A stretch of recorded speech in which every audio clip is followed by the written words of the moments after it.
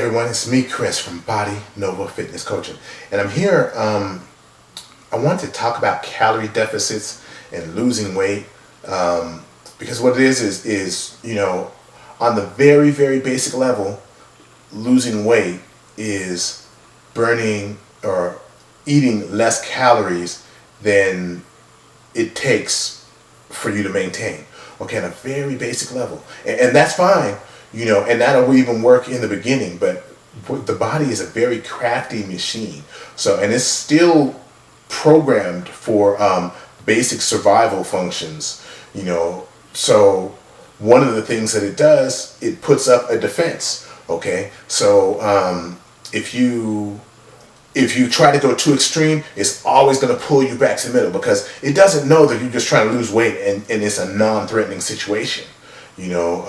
It perceives weight loss as a threatening situation to it, so it has defenses built in to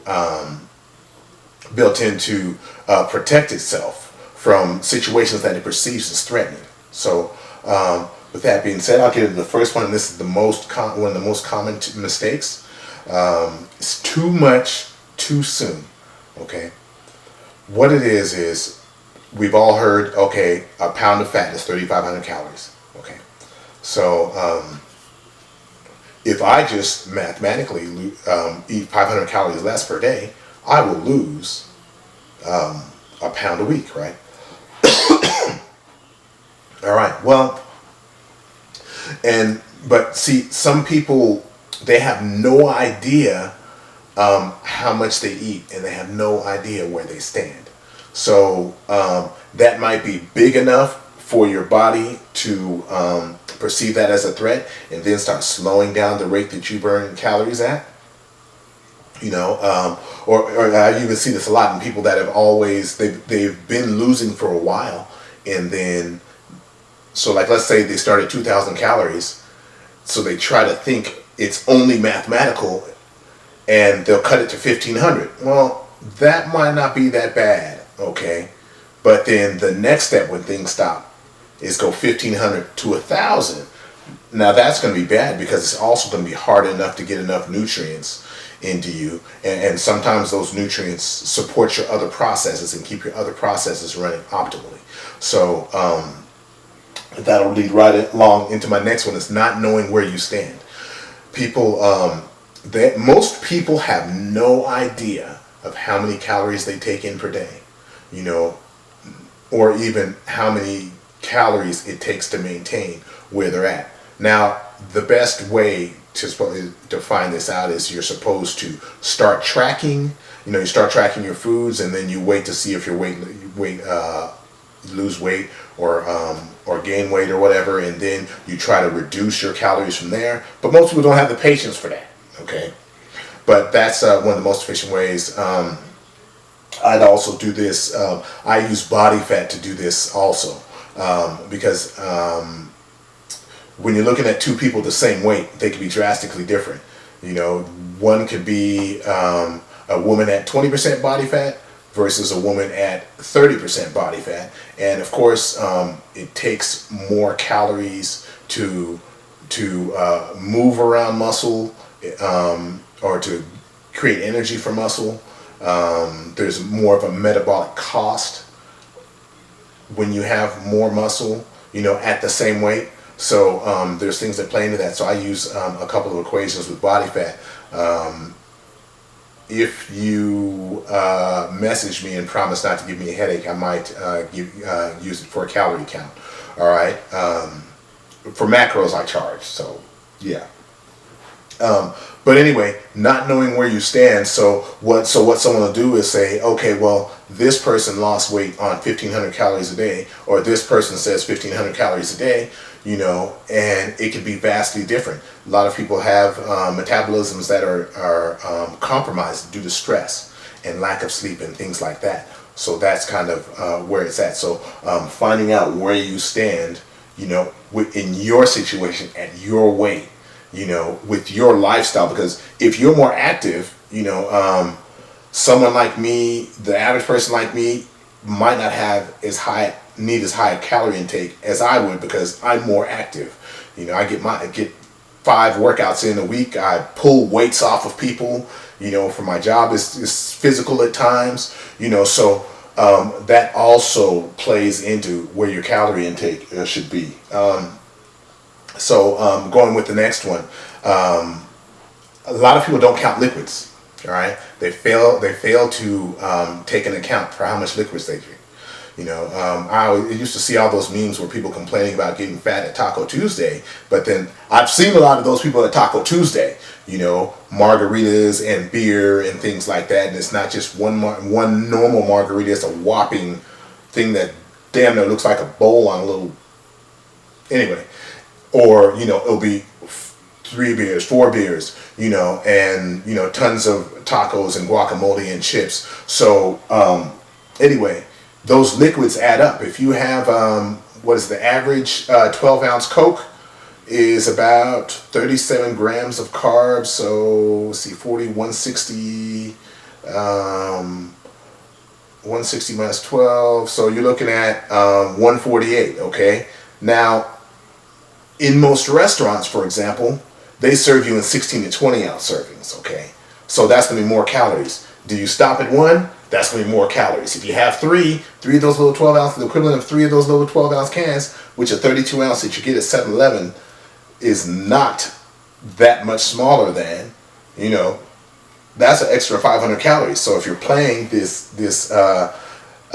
mathematical game, you've erased a deficit right there at one sitting. That's something that you need to think about, those liquid calories. One of those really large margaritas that people are so fond of during, on the weekends, is like that can be as high as 500-600 calories a drink. So it's something to be aware of when you're having these liquid calories. I had a client and she loved Starbucks, and but she knew she really needed to lose weight and a lot of weight, and badly, and she was getting frustrated that she wasn't losing weight, but at the same time she had a drink at Starbucks every day, and that drink was 700 calories, and she couldn't compromise by saying, okay, well, I can't give up this drink, so let me know, we'll go with the Trenta size drink, whatever the hell it was. Let's go with the smaller one, the 16-ounce one. Is that the Grande? I don't know. Anyway, and make that smaller, so at least it would work a little bit more in her favor, But anyway, those liquid calories are important because calories are calories. It doesn't matter, for the most part, as far as your energy metabolism. It doesn't matter if it comes from liquid, and it doesn't matter if it comes from if it's solid food, it's a calorie, and your body's going to do with it what it needs to do. All right. So, and last but definitely not least, and these are for people who have been going in there for a while, because I gotta say it again, the oversimplification. People like saying, lose weight, eat less. Lose weight, eat less. And what it is when you try to set up your strategy to do this, you want to you want to do the least amount possible, especially if you've got a lot of weight to lose. If you got a little weight, it might not be so bad. If you got a lot of weight to lose, you want to do the least amount possible, knowing that your body is going to adjust to the calorie intake by either losing weight or slowing down your metabolism, or both, which is normally the case. All right. And or if you do exercise, you're going to get more efficient at the exercise, okay, and burn less calories while you're doing that. So with that being said, you want to, you got to understand there's more than one way to create a calorie deficit, okay? So you can either eat less, which is the obvious one in most cases. They'll eat less, but there's a drawback to eating less, because eventually you're going to make it so low that you won't be able to, you'll be malnourished, because you won't be able to fit enough nutrients into that calorie intake to support your life, proper functioning, So you can eat less, or you can exercise more, So when people do this, we're not patient. We're in a hurry. So we want to get there and get there as fast as we can, and that's the way that we think.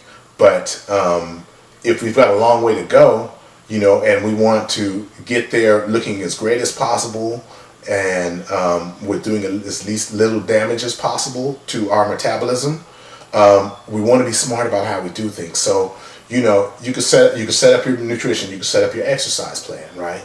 Okay, you're going at it hard with the same amount of volume of exercise. You're eating right and getting all the right proper amounts in there. Okay, then fat loss stalls. Okay, or weight loss, whatever it stalls. So you have a choice that you can make. Your choice is you can lower the calories more, or you can exercise more. Okay, but what people will be in a hurry, and people will panic, and they'll do both. So before you know it, they're at 1,200, 1,000 calories a day, and they're eating, and they're working out 2 hours, 3 hours a day. So the body perceives that as a stressful situation, so it lowers the rate that you're burning calories. You may even sacrifice some good hard-earned muscle tissue, which will make you look fatter, which will keep that going. So instead, what you do is you pick one. Okay, well, I can exercise more. All right, so you bump up the volume of your exercise, or maybe in the same time frame, you bump up the intensity. Maybe you switch from you still have 20 minutes, and instead of a simple walk on your treadmill, you're doing intervals on a treadmill, or you do intervals on the bike or whatever for the same amount of time frame, and you're burning calories at a faster rate. So at that same time, you'll burn more calories, and that is an improvement. Then maybe the next time you can eat less, or you can go exercise more, then exercise a little more when it slows down, and then lower the calories. And so you don't always have to do both. You don't have to hit the panic button. You want to keep things under control and make sure that you're taking things in steps, so you don't put yourself in the corner. You don't want to be the person, to maintain 25-30% body fat, if you're a male, even though you're smaller than you were before, on nothing. You want to be able to eat your way down, and then maybe reverse diet your way back up to a little bit, and at least look like your efforts have paid off, and not have people questioning, whether they paid off or not. Okay, this is why I'll give you a bonus today. I'm going to show a very simple way where you can figure out your calorie intake